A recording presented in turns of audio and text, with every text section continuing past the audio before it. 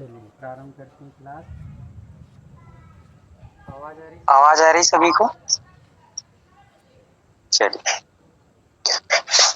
तो आचार्य भगवान श्री नेमिचंद सिद्धांति चक्रवर्ती देव जी ने बृहद द्रव्य संग्रह ग्रंथ को लिखा और ग्रंथ में 58 गाथाओं के माध्यम से सारे जैनागम का निचोड़ निकाल करके यहाँ पे रखा हुआ है। पहली गाथा, दूसरी गाथा, तीसरी गाथा और कल अपन लोगों ने चौथी गाथा को समझा था। चौथी गाथा का भी लगभग रिवीजन आपका सबका हो चुका है। कोई कहीं से कहीं तक कोई डाउट तो शायद रहा नहीं होगा। किसी का कोई डाउट हो तो सबसे पहले उसको कंफर्म कर लेंगे, फिर उसके बाद अपन आगे बढ़ेंगे। किसी का कोई, और जिनके भी हैंड रेस हैं हाथ को नीचे करने थक जाएंगे आप लोग, नींद आ जाएगी फिर आपको। किसी का कोई रीजन हो तो ही ऊपर उठा कर रखें, बाकी सब अपने अपने नीचे रख लें। चलिए, पंजे का प्रचार ना करें यहाँ पर। तो आगे चलते हैं अपन लोग पांचवी कारिका को। दीदी वो करेंगी क्या, शेयर करेंगे स्क्रीन शेयर? जी भैया जी, मैं करूँ या अस्मिता दीदी कर रही हैं?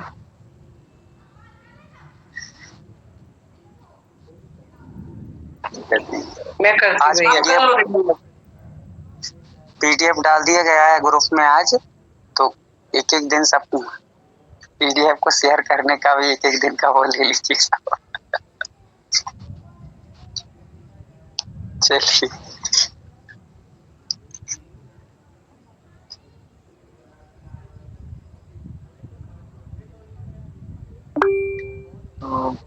चौथी गाथा आप लोगों ने कल समझा था उपयोग अधिकार को।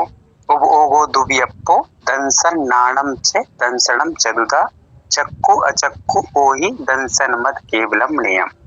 इन गाथाओं को भी थोड़ा सा आप याद रख सकते हैं, याद करने का तरीका कर लें, याद करें अच्छे से तो बहुत बेहतर रहेगा। कैसे याद करेंगे? देखिए, पहली ये अपन को थोड़ा सा बस उस गाथा को अर्थ याद रहे है ना, क्योंकि हमें पता है कि मंगलाचरण, तो मंगलाचरण में क्या बताया है? दो जीव, दो प्रकार के। आवाज नहीं आ रही?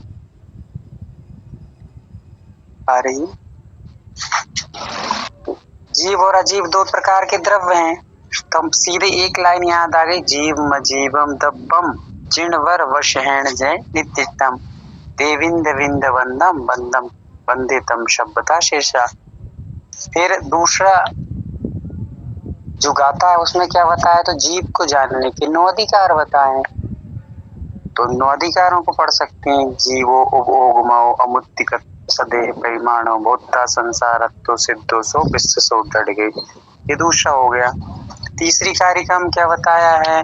तो जीव को जानने का, जीव को बताएगा जीव कैसा होता है। राइट, ये चीजें भी आपको याद रखना है। पहली गाथा में क्या है, दूसरी गाथा में क्या है, तीसरी गाथा में क्या है। जैसे आज दीदी ने पूछा ना, पहली गाथा में क्या था, आप याद रखना। तो चौथी गाथा में क्या है? उपयोग अधिकार, मतलब जीव को जो जानने का दूसरा अधिकार है उपयोग अधिकार, उसका वर्णन है।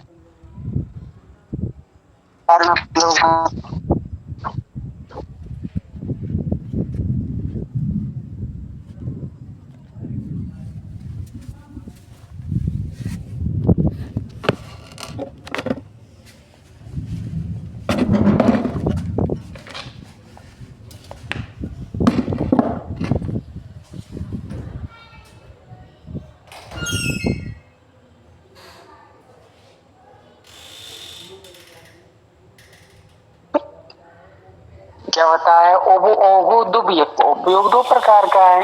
कौन कौन सा है? दंसन नाणम, दर्शन और ज्ञान। दर्शन उपयोग और ज्ञान उपयोग, छह मतलब। और दंसन कितने प्रकार का है? चतु प्लस धा। चतु मतलब चार और धा मतलब प्रकार, चार प्रकार का है। कौन कौन से हैं वे चार प्रकार? तो चक्कु अचक्कु ओही दंसन मद केवलम नियम। चक्षु दर्शन, अचक्षु दर्शन, अवधि दर्शन और केवल दर्शन जानना चाहिए। ये चार दर्शन। आज अपन लोग पांचवी कारिका को समझें। किसी को कोई दिक्कत तो नहीं है दर्शन अधिकार ना?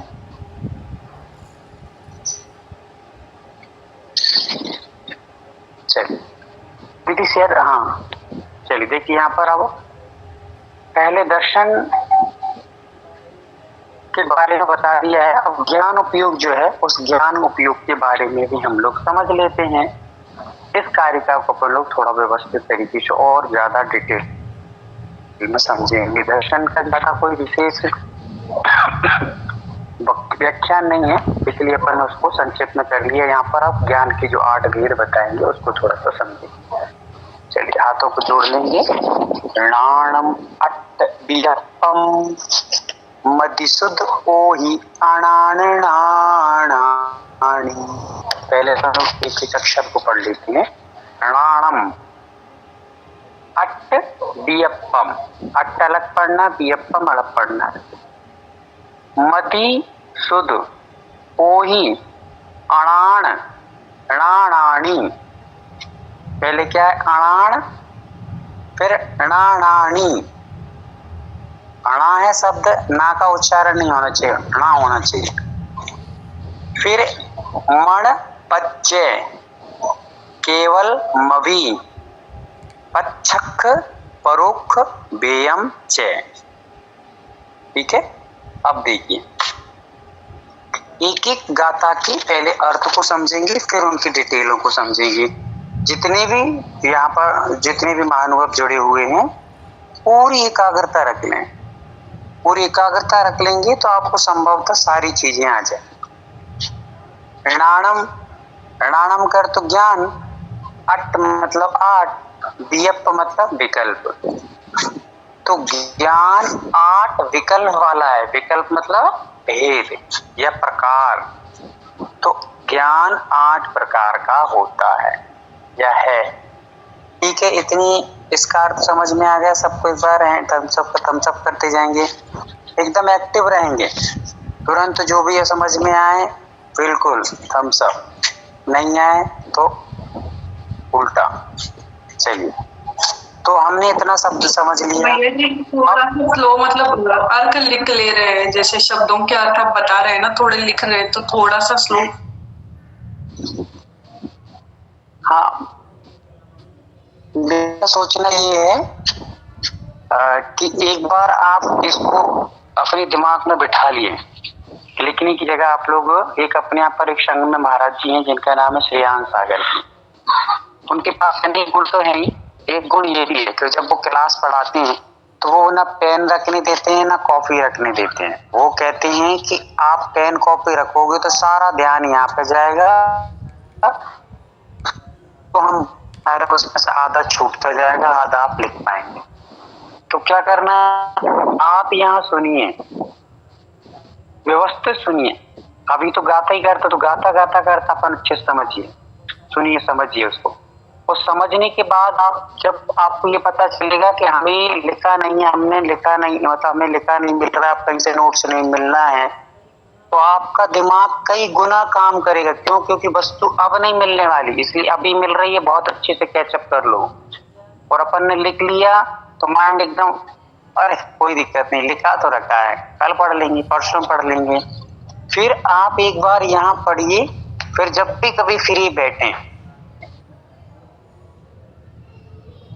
पढ़िए और लिखिए, तो आपको समय पता चलेगा कि हाँ कितना नहीं पकड़ पाते। फिर आप एक सरल सागर जी महाराज जी, उनका नाम आप लोगों ने सुना होगा, तो वे कहते हैं कि आप किसी चीज को भूल जाओ तो आप किसी से पूछना मत, प्रयास करो याद करने का, क्या था क्या था क्या था क्या था।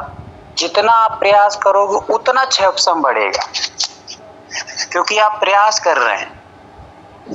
बिना प्रयास के कुछ क्षमता नहीं बढ़ता। प्रयास करेंगे, आप विचार करेंगे बार बार, तो आपका क्षमता बढ़ेगा। तो आप लोग इसको अपने दिमाग में बिठा लिया, अभी लिखिए मत। लिख लेंगे तो आप एकदम माइंड कहेगा कि अरे लिखा रखा है, क्यों टेंशन ले रहे हैं। नहीं, यहाँ पर उसको चौकन्ना रखना है, एकदम जागृत। तो आपको क्या करना है, सुनना है अकेला, लिखना भी नहीं है, बाद में लिखना बैठ करके आराम से। तो बहुत सरल है, वैसे भी आपको ज्यादा कठिन नहीं रहेगा। णाणम अट्ट बियप्पम, ज्ञान 8 प्रकार का है। फिर मान लो आपसे कोई कह दे कि भैया 8 प्रकार का ज्ञान है, तो आप सेकंड प्रश्न यही करोगे ना कि भाई कौन कौन से 8 है ये बता दो। तो वही प्रश्न यहाँ पर कर लिया मान लो आप, माना कि प्रकार का ज्ञान है। कौन कौन सा 8 है? 8 की संख्या बताइए। तो आचार्य भगवान आगे ज्ञानों की संख्या बता रहे हैं। कौन कौन सी? मति शुद्ध, मति मतलब मति ज्ञान। अभी बैठे बैठे आपको यहीं पर ही गाथा आएगी, देखना आप बैठे बैठे आएगी। मति मतलब मति, शुद्ध मतलब श्रुत। तो मति ज्ञान और श्रुत ज्ञान ये 2 ज्ञान हो गए।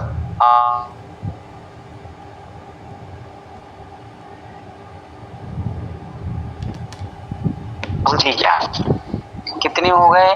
3। ठीक है, 3 ज्ञान हो चुके, हमें 8 करना है। अब आगे कह रहे हैं अणान। अणान का अर्थ ज्ञान में आ शब्द लग गया तो अज्ञान हो गया। क्या हो गया? अज्ञान। और फिर उसके बाद लिखा है नानानी। ये ज्ञान, अज्ञान और ज्ञान 2 शब्द मिलकर के अणान नानानी बना है। उनमें से कितने शब्द निकल रहे हैं? 2 शब्द निकल रहे हैं, अज्ञान और ज्ञान। आ गया हो समझ में? तो थम्स अप करेंगे, नहीं आया तो फिर से बताएंगे। अणान आ के साथ 2 नान लगा दिए, ना लगा दिए तो एक शब्द निकला। फिर लास्ट में ना नानी, ज्ञान हो गया और अणान में अज्ञान हो गया। तो यहाँ पर क्या बताना चाह रहे हैं आचार्य इस बात से? वो ये कह रहे हैं कि आप जो मति, श्रुत, अवधि ये 3 ज्ञान पढ़ लिए हैं, आपने जान लिए हैं, वो 2 प्रकार के होते हैं। एक अज्ञान रूप भी होते हैं और ज्ञान रूप भी होते हैं। अज्ञान रूप मतलब मिथ्या अवधि, मिथ्या मति, मिथ्या श्रुत और मिथ्या अवधि ज्ञान, जिनको अपन कहते हैं कुअवधि, कुश्रुत और कुमति। ऐसे 3 प्रकार के भी होते हैं। और नानानी मतलब कि सम्यक ज्ञान रूप भी होते हैं 3 ज्ञान। कैसे होते हैं 3 ज्ञान? मिथ्यात्व रूप भी होते हैं और ज्ञान रूप मतलब सम्यक ज्ञान रूप भी होते हैं। राइट? आ गया हो तो फिर से थम्स अप करिए। बहुत सुंदर। अणान, अणान मतलब अज्ञान भी होते हैं, अज्ञान से यहाँ पर लगाना है मिथ्यात्व रूप, कुमति, कुश्रुत और कुअवधि। और नानानी, और नानानी मतलब सम्यक ज्ञान रूप भी, मति शुद्ध ज्ञान और अवधि ज्ञान सम्यक ज्ञान रूप भी होते हैं। ऐसा लगाना चाहिए। अब आगे चलते हैं। तो अपने यहाँ पर कितने ज्ञान हो बताएंगे? में कितने ज्ञान बता दिए? कौन बताएगा? लिख करके बताएंगे मैसेज में कितने ज्ञान बता दिए। फटाफट मैसेज में लिख के बताएंगे।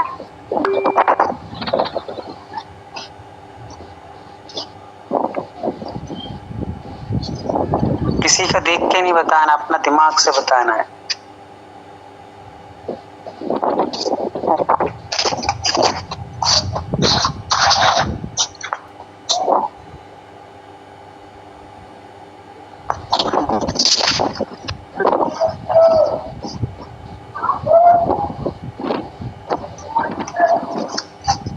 चलिए,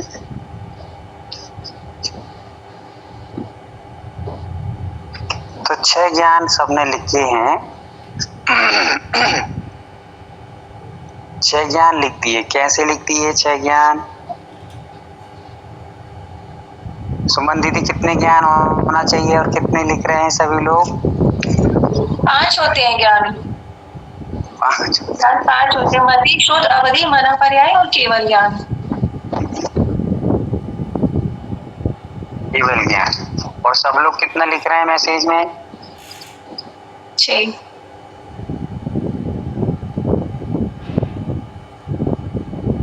तो सब गलत लिख रहे हैं। लिख रहे हैं, गलत लिख रहे हैं। चलिए समझेंगे इसी बात को। तो यहाँ पर जो लिखा गया है वो एकदम राइट लिखा गया, सही लिखा गया। 6 ज्ञान है। अपन क्या पढ़ के आए हैं? मति, शुद्ध, अवधि। ये अनान मतलब अज्ञान रूप भी होते हैं, तो 3 अज्ञान रूप हो गए हैं, कुमति, कुश्रुत और कुअवधि। और ये 3 सम्यक ज्ञान रूप भी हो जाते हैं। तो कितने हो गए? 6 हुए। 3 सम्यक ज्ञान रूप और 3 मिथ्या रूप, 6 ज्ञान हुए। ठीक है, इसमें जो आप बता रही वो भी पढ़ेंगे अपन, वो भी समझ में आ जाएगा आपको। यहाँ भी इतना समझिए कि ये 3 मिथ्या रूप हुए, 3 सम्यक रूप हुए। चलिए आगे चलते हैं। मन पज्जय केवलम अभी। अब अगला ज्ञान है मन पज्जय। मन पज्जय मतलब मनः पर्याय ज्ञान। कौन सा ज्ञान है? मनः पर्याय ज्ञान। ये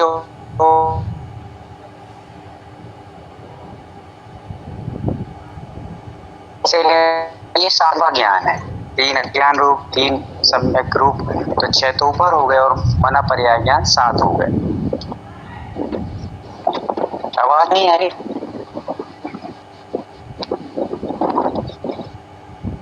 हाँ भैया जी, बीच बीच में थोड़ी सी कट रही है।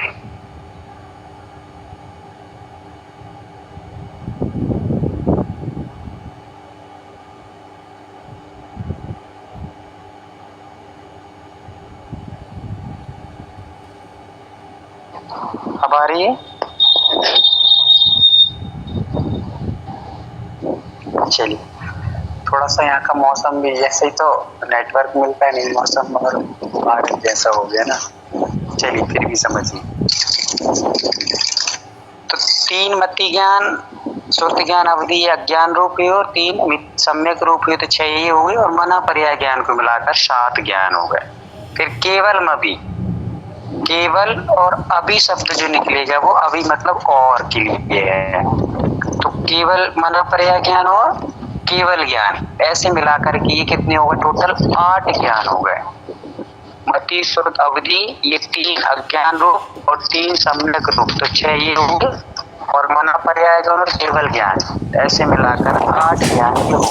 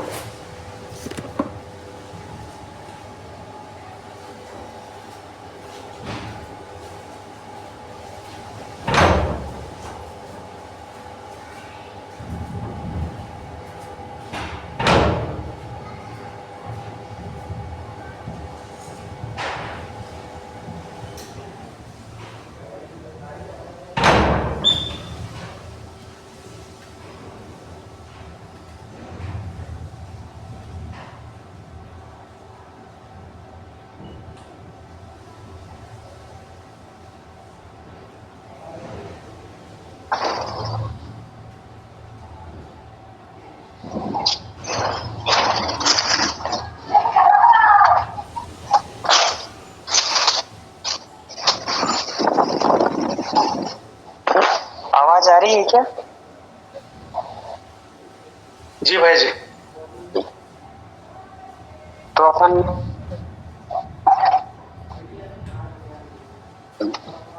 तो ये हो गया।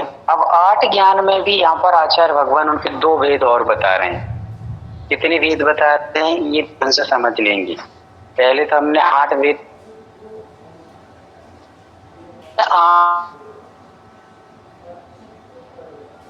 2 भागों कट हो रहा है प्रत्यक्ष,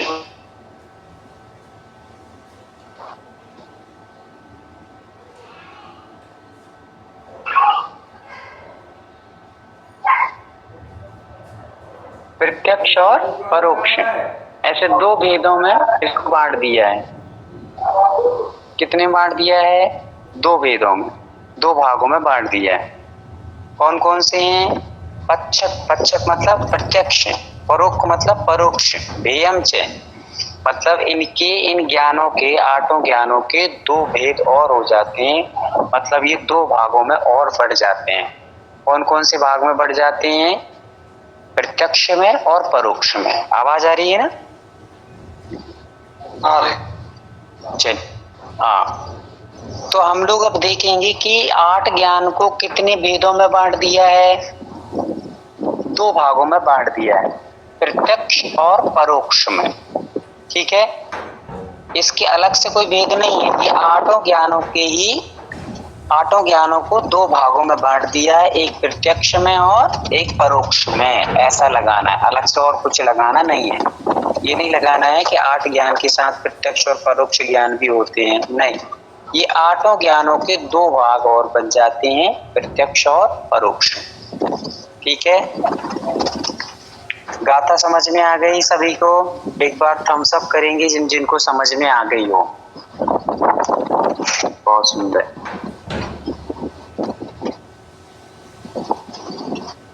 बहुत सरल और सहज गाथाएं, आराम से समझ में आएंगी सभी को।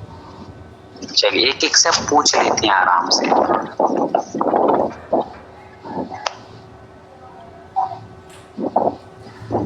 प्रीति दीदी बताइए, गाथा का अर्थ बताइए।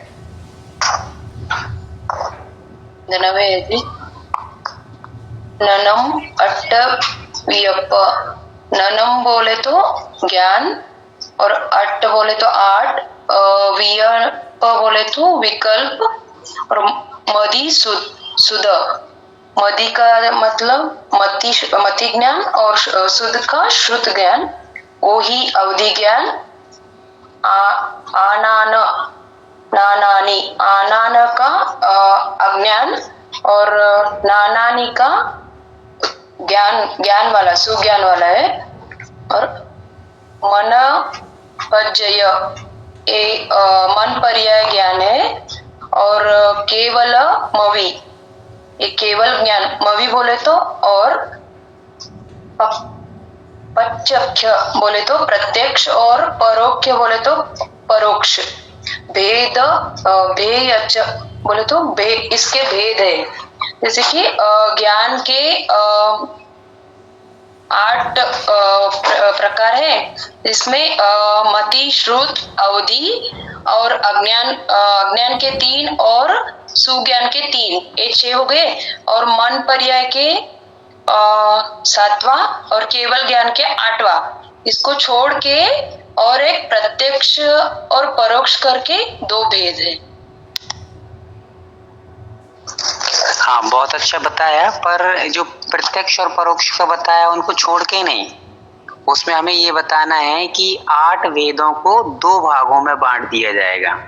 हम जो 8 ज्ञान समझ लिए ना, उन 8 ज्ञानों को ही 2 भागों में बांट देंगे। जैसे अपन 8 कर्म होते हैं, तो 8 कर्मों को कितने भागों में बांट देते हैं? घातिया और अघातिया बांटे थे अपन ने।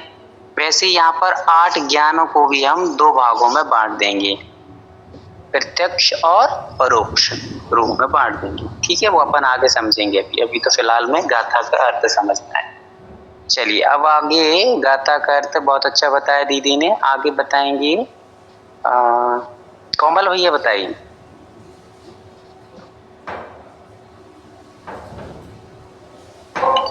वंदना भैया जी।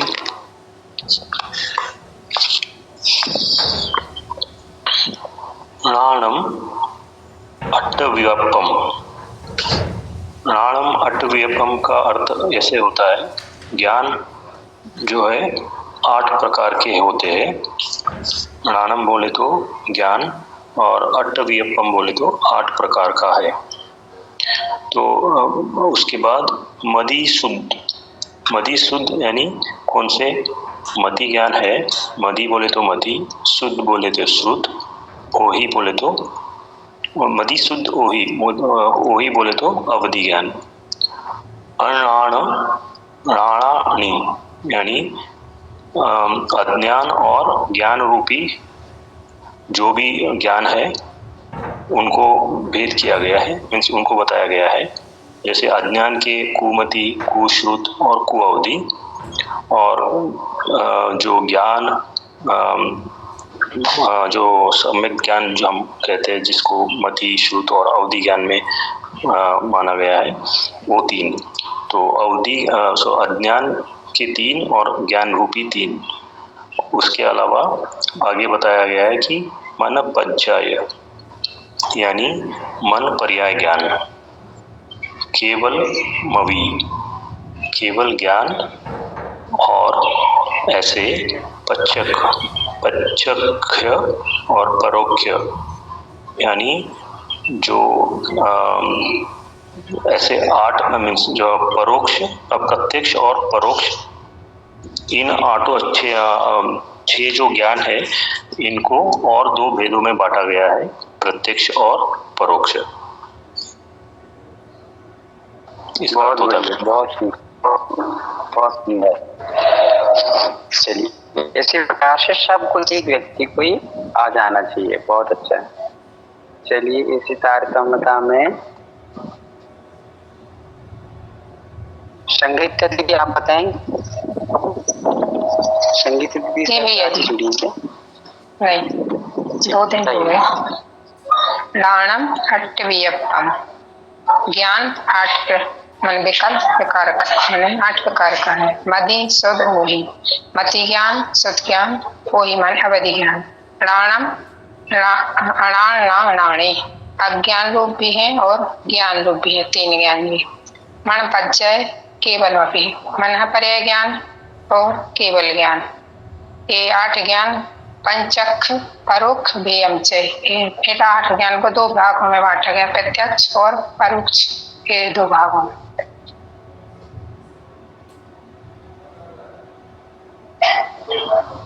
बहुत सुंदर, बहुत बढ़िया। तो लगभग सभी को अच्छे से आ रहा है। किसी को कोई डाउट हो तो पूछ सकते हैं, अन्यथा लगभग सभी को बहुत अच्छे से गाथा समझ में आ गई होगी। किसी को नहीं हो, थोड़ी बहुत भी नहीं आ रही हो, कोई शब्द नहीं आ रहा हो, तो आप लोग डेली अपन 2 दिन और 1-2 दिन और इसका रिपीट होगा अभी, तो आपको व्यवस्थित तरीके से आ जाएगा। अब हम लोग यहाँ पर ये समझेंगे मात्र कि हमने जो परोक्ष और प्रत्यक्ष इन 8 कर्मों को कितने भागों में बांट दिया? 2 भागों में, प्रत्यक्ष और परोक्ष। तो प्रत्यक्ष कौन कौन से हैं और परोक्ष कौन कौन से हैं, और प्रत्यक्ष क्या होता है और परोक्ष क्या होता है, पहले हम ये समझेंगे। तो आप समझिए कि प्रत्यक्ष और दूसरे का नाम क्या है? परोक्ष। प्रत्यक्ष और परोक्ष, तो इन शब्दों को तोड़ेंगे तो इन शब्दों से इनका अर्थ निकल जा रहा है। प्रति प्लस अक्ष प्रत्यक्ष, और पर प्लस अक्ष तो परोक्ष हो गया। परोक्ष में और प्रत्यक्ष में अंतर क्या है लिखिए, मतलब लिख भी सकते हैं आप, पढ़ सुनिए, पहले समझ लीजिए। एक बार समझ लेंगे तो बहुत बेहतर रहेगा। एक बार पहले दिमाग में बिठा लीजिए हर चीज को, फिर उसके बाद आप लिख सकते हैं। लिखने में भूलेंगे तो पूछ लेना, कोई दिक्कत नहीं, पर आप समझ लीजिए पहले। प्रत्यक्ष 2 शब्दों में प्रति प्लस अक्ष, ऐसे में इसकी संधि हुई है तो ये हो गया प्रत्यक्ष। प्रति का अर्थ होता है आत्मा, प्रति का अर्थ होता है, अक्ष का अर्थ होता है आत्मा, और प्रति मतलब जो आत्मा के प्रति होता है, मतलब जो आत्मा से उत्पन्न होता है वो प्रत्यक्ष कहलाता है। किससे उत्पन्न होता है? आत्मा से जो उत्पन्न होता है वो प्रत्यक्ष कहलाता है। समझ में आ गया? तो हम सब कर लेंगे अगर हो तो।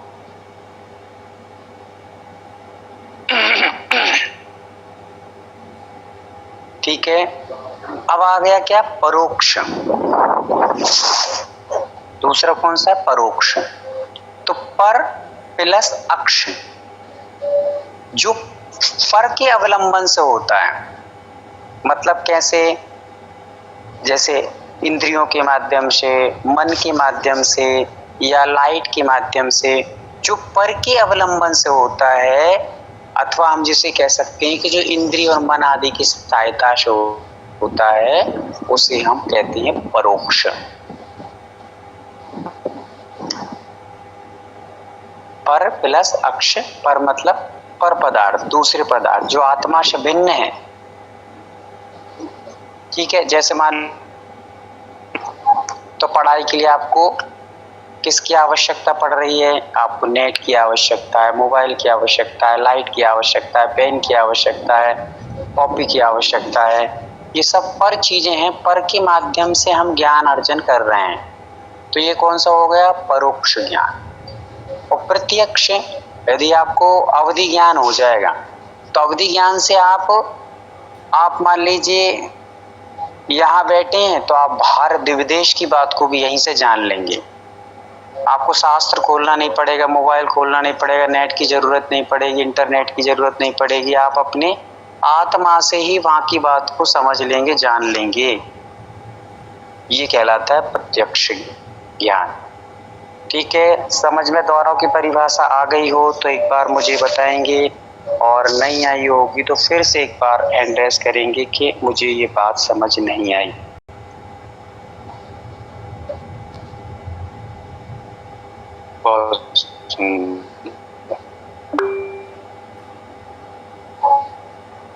संगीता दीदी को समझ नहीं है, और किसी को? चलिए, तो जैसे जिनको भी समझ में नहीं आया अभी, जब हम लोग और समझेंगे अभी तो उसमें और समझ में आपको आएगा। कैसे समझ में आएगा देखिए। आवाज नहीं आई? वंदना दीदी आ रही है ना? आ रही। समझ में नहीं आया भैया जी सिग्नल चले गए थे इसलिए तो पढ़ नहीं पाया इतना। अच्छा, कोई दिक्कत नहीं। अब देखिए यहाँ पे समझेंगे अपन लोग। यहाँ पर मैंने बताया प्रत्यक्ष का क्या होता है, इंद्रिय आदि की सहायता के बिना मात्र आत्मा के द्वारा जो होता है उसे प्रत्यक्ष ज्ञान कहते हैं, है ना। और परोक्ष ज्ञान का क्या होता है, इंद्रिय और मन की सहायता से होने वाले ज्ञान को परोक्ष ज्ञान कहते हैं। आप इन परिभाषाओं को तो भले ही समझ लीजिए, पीडीएफ आपके पास आ गया है, आप लिख भी लीजिए, समझ लीजिए, पर जो शब्दों को तोड़कर मैंने यहाँ है उन शब्दों को आप दिमाग में फीड करके रखिए, तो आपको ये परिभाषा बनाना और लिखना नहीं पड़ेगा, खुद आपको अर्थ समझ में आएगा। प्रति प्लस अक्ष, प्रति प्लस अक्ष, अक्ष मतलब आत्मा और प्रति मतलब अपनी खुद की आत्मा से जो ज्ञान प्रकट होता है उसे कहते हैं प्रत्यक्ष। और पर प्लस अक्ष, तो पर के माध्यम से जो होता है, पर शब्द आ गया उसमें, पर में हर चीज ले लीजिए। आप मंदिर के दर्शन भी कर रहे हैं तो परोक्ष ज्ञान से कर रहे हैं। अब परोक्ष ज्ञान कौन कौन से हैं, प्रत्यक्ष ज्ञान कौन कौन से हैं, ये अपन जब समझेंगे तो और अच्छे से इन दोनों की परिभाषा क्लियर हो जाएगी। अब देखिए, आप चाहें तो लिखेंगे भी और चाहेंगे तो समझेंगे भी। प्रत्यक्ष ज्ञान कौन से, पहले लिखिए परोक्ष ज्ञान। परोक्ष ज्ञान कौन कौन से हैं, मति ज्ञान और श्रुत ज्ञान, ये दो ज्ञान ओनली परोक्ष ज्ञान जो अधिक सहायता से होते हैं।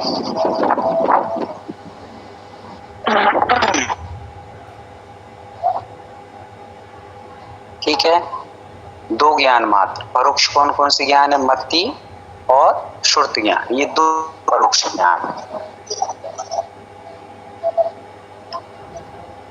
अब लिखेंगे प्रत्यक्ष ज्ञान। तो प्रत्यक्ष ज्ञान, प्रत्यक्ष ज्ञान में अवधि ज्ञान, मना पर्याय ज्ञान और केवल ज्ञान, ये परोक्ष ज्ञान है।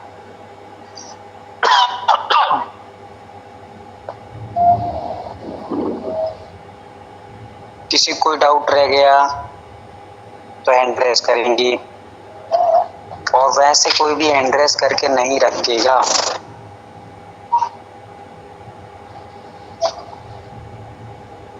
बताइए किसी को कोई डाउट रह गया हो, परोक्ष ज्ञान कौन से, हाथ दीदी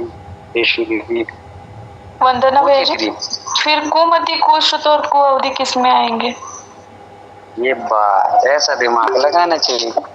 तो कुमति कुश्रुत ज्ञान, ये दोनों ज्ञान भी इसी के अंतर्गत आ जाएंगे। किसके अंतर, परोक्ष ज्ञान के। मति और श्रुत कह दिया तो दोनों उसी में लेना है।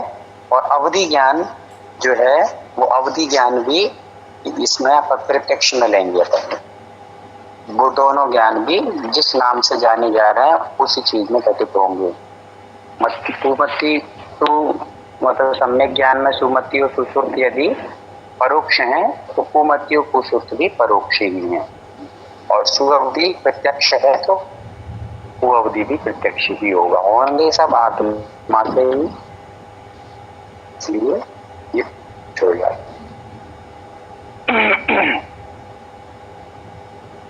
क्या हुआ, आवाज नहीं आई? वंदना भैया जी, ये पीडीएफ में देश प्रत्यक्ष ज्ञान बोल रहे हैं भैया जी, उसका अर्थ क्या होता है? देश प्रत्यक्ष बोल रहे हैं।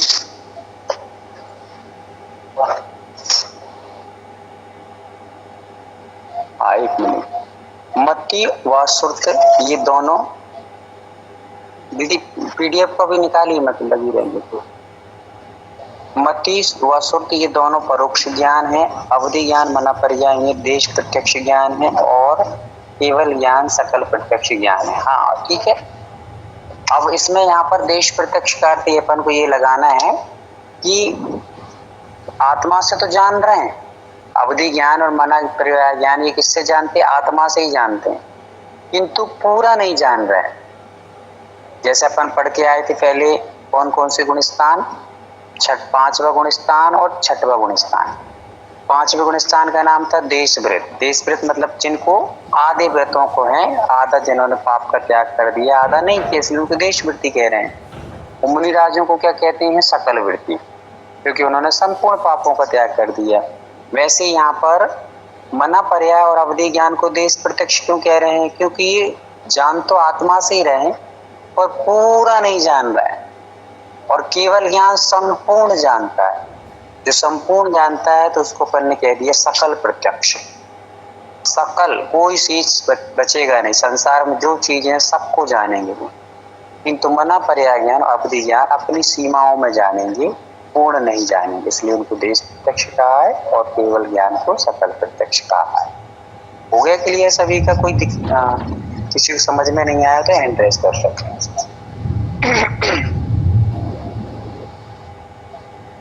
चलिए, तो अपन ने ये चीजें आज समझ ली हैं कि भैया जी वंदना जी, एक चीज थी पूछनी थी, जिज्ञासा थी, जहाँ पे केवल ज्ञान को सकल प्रत्यक्ष कहा गया है, वहाँ यथाख्यात प्रत्यक्ष भी कहा जा सकता था ना भैया जी? सकल जैसे हम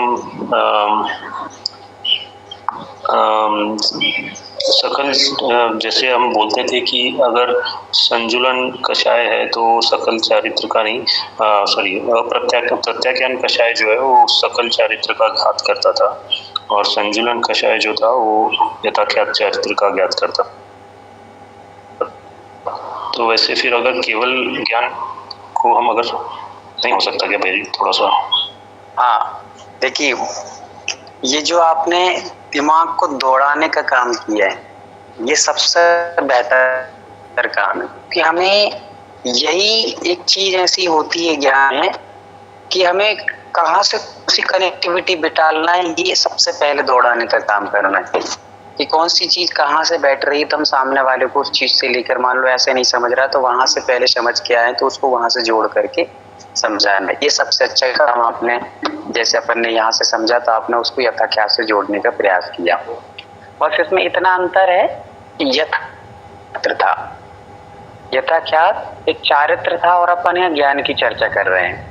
तो वो चारित्र तो क्या था कि चारित्र कब तक रहता है? जब तक हम लोग सामान्य इंसान रहते हैं तब तक चारित्र की आवश्यकता है। भगवान को कोई चारित्र की आवश्यकता नहीं, क्योंकि तो वो तो अपने आप में अब कुछ बचा ही नहीं है चारित्र को, ना तो उनको मूल गुणों का पालन करना है, ना सामर्थ्य, ना प्रतिक्रम, वो तो स्वयं आत्मा ही हो गए हैं। अब आत्मा में पाप का कोई काम ही नहीं। जहां तक पाप है, कर्म है, वहां तक अपन को उन कर्मों से बचने के लिए चारित्र का पालन करना है। और जहां पर जैसे पाप ही मतलब अपने आप में पूरे ही शुद्ध हो गए हैं, वो पाप बचे ही नहीं है, जहाँ कर्म बचे ही नहीं है, पुण्य बचा ही नहीं, ना पाप बचा, ना पुण्य बचा, ना कर्म बचा, एकदम प्योर हो गए, तो वहां पर अब किसी प्रकार की नहीं है, वहां किसी प्रकार की चारित्र की आवश्यकता नहीं है। चारित्र तो आत्मा की शुद्धि के लिए किया जाता है, पर जब आत्मा पूर्ण शुद्ध हो जाता है तो फिर चारित्र की आवश्यकता नहीं पड़ती। इसलिए यहाँ पे उसका तालमेल अपन इस प्रकार से नहीं जोड़ेंगे। बाकी यथाख्यात से ही हम वहां तक पहुंचे, ये रियलिटी है। यथाख्यात से ही हम वहां तक पहुंचे। यथाख्यात मतलब आत्मा का जो स्वरूप है उसकी प्राप्ति उन्होंने कर ली है, किंतु अब चारित्र नहीं बचा। अब तो पूर्णतः यथाख्यात कब तक था? जब बस चारित्र कर रहे हैं, चल रहा है, पर अब वो पूर्णतः यथाख्यात में ही हो गए, आत्मा में ही हो चुके हैं। अब उनको कोई अशुद्धि आने वाली नहीं है।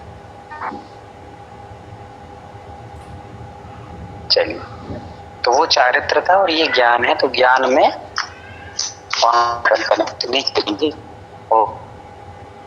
वो गुणस्थान 12वें गुणस्थान तक था, उसके बाद 13वें 14वें में था, फिर 14वें गुणस्थान के बाद कोई भी चारित्र नहीं बचता है।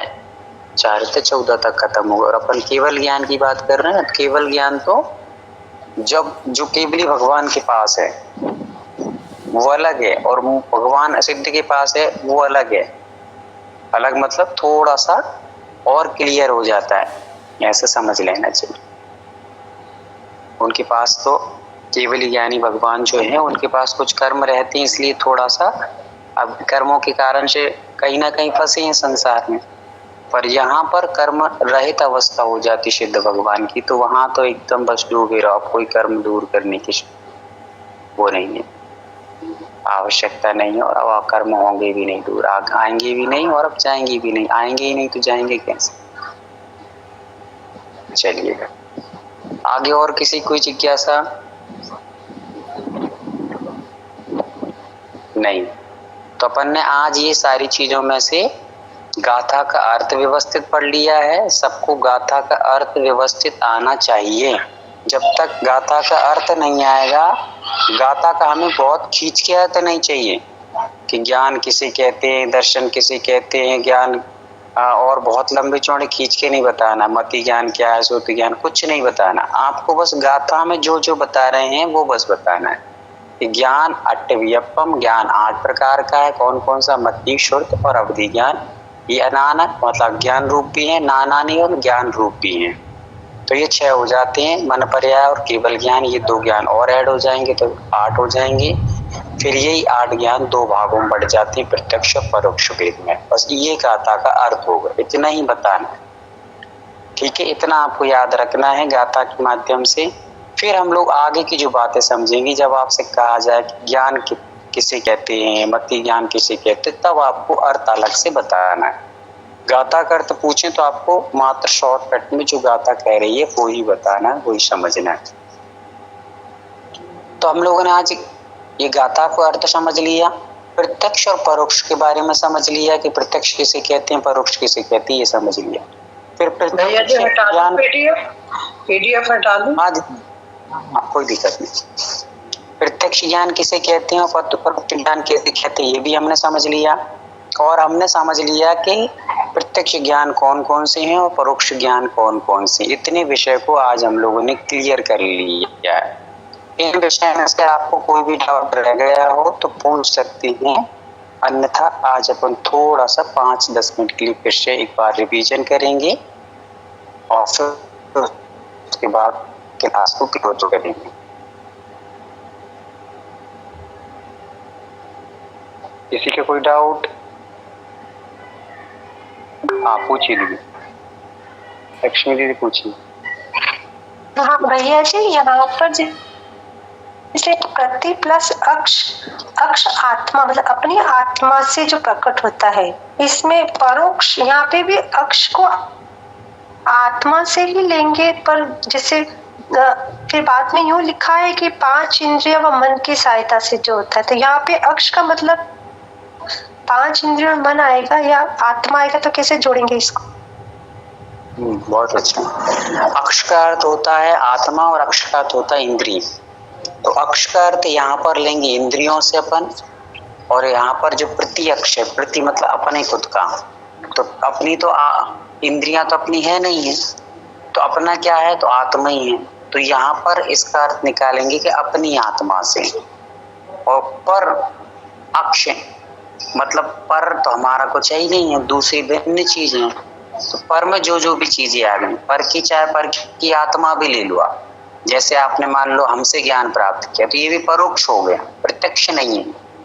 दूसरे से के माध्यम से, दूसरे की आत्मा के माध्यम से भी, हम दूसरे जीव के माध्यम से भी जो ज्ञान अर्जित करेंगे, जानेंगे वस्तु पदार्थ को, वो भी परोक्ष ही होगा। प्रत्यक्ष ज्ञान को दूसरों की आवश्यकता नहीं पड़ती, ना दूसरे जीव की ना दूसरे अजीव की। तो हमारी आत्मा से भिन्न जो चीज भी है और उस चीज से हमें ज्ञान अर्जन हो रहा है, तो वो हमारे लिए परोक्ष ही होगा, प्रत्यक्ष नहीं होगा। ठीक है, तो वहां पर दो अर्थ निकल आएंगे परोक्ष के, कि दूसरे की आत्मा मतलब दूसरा व्यक्ति या दूसरी जो इंद्रिय आदि हैं, लाइट है, सारे साधन, जो भी बहुत सारे साधनों के हमें मति ज्ञान और दो सुरति ज्ञान, दो ही तो ज्ञान है परोक्ष।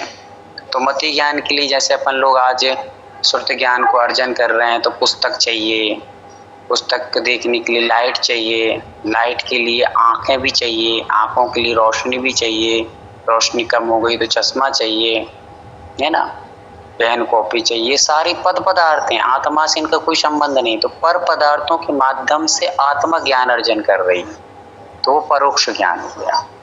पर पदार्थ का जहाँ किसी प्रकार का कोई अवलंबन न लेना पड़े और ज्ञान अर्जित हो जाए, वो ज्ञान है प्रत्यक्ष ज्ञान। ठीक है, चलिए, और किसी कोई जिज्ञासा?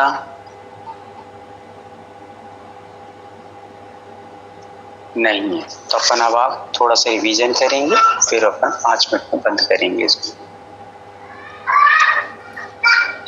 चलिए, रानू दीदी नहीं है शायद, रेणु दीदी कानपुर, रेणु दीदी कानपुर बताएंगे प्रत्यक्ष ज्ञान कौन कौन से हैं, प्रत्यक्ष ज्ञान कौन कौन से हैं? प्रत्यक्ष ज्ञान ये है मनाप्राय केवल ज्ञान और ये अवधि ज्ञान, मनाप्राय ज्ञान और केवल ज्ञान। हाँ, बहुत सुंदर, बहुत सुंदर। तो आपने देख के बोला, बिना देख के बताया है? नहीं भैया जी, बिना देखे ही बताया है, पहले से पता था ना ये हमें। बहुत बढ़िया, बहुत अच्छा। अपरोक्ष मति ज्ञान और शुद्ध ज्ञान होते हैं। बहुत अच्छा, बहुत बढ़िया।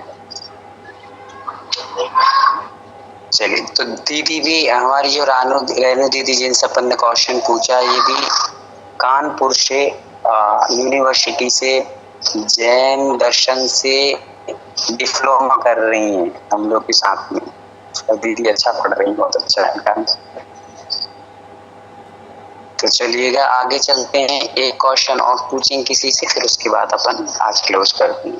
काफी सारे लोगों को फिर रात्रि में लेट भी हो जाते हैं, सुबह प्रातःकाल जल्दी उठना भी पड़ता है। आज के जो ध्यान के पीरियड में लोग जुड़े थे, उन लोगों ने अपने शेयर किए हैं, अपने को भी अनुभव हुए हैं, और काफी सारे लोगों ने अपने अनुभव शेयर किए थे। आज अच्छा लगा सबका सुन करके, नई पॉजिटिविटी, नई सोच, नया चिंतन सबका बहुत अच्छा आ रहा है। चलिए, तो आज नए लोग कौन जुड़े हैं, एक बार वो एड्रेस करेंगे। आज के दिन जो जुड़े हैं, पहले क्लास में जुड़े हैं,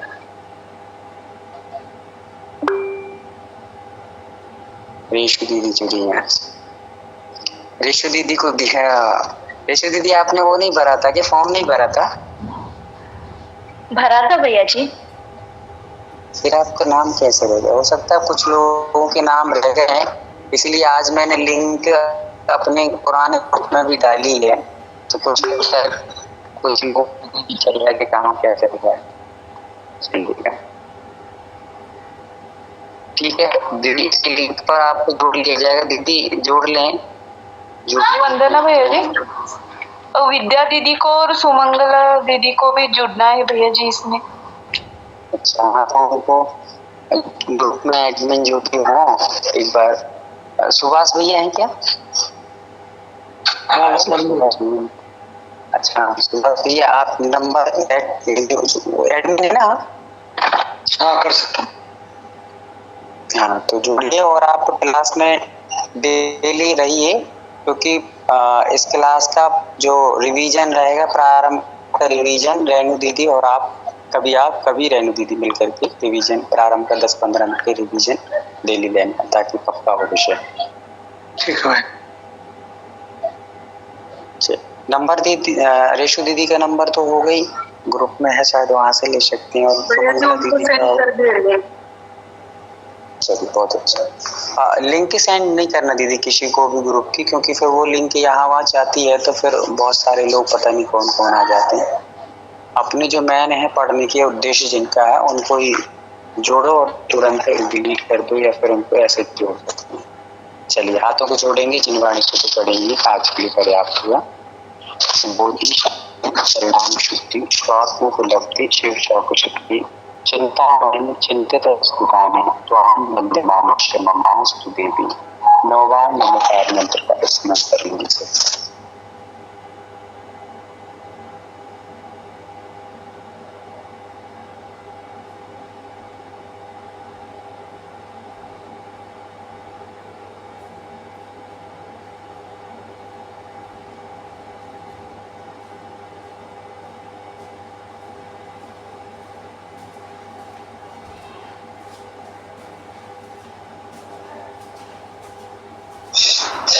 वंदना भैया जी, जय जय सभी को।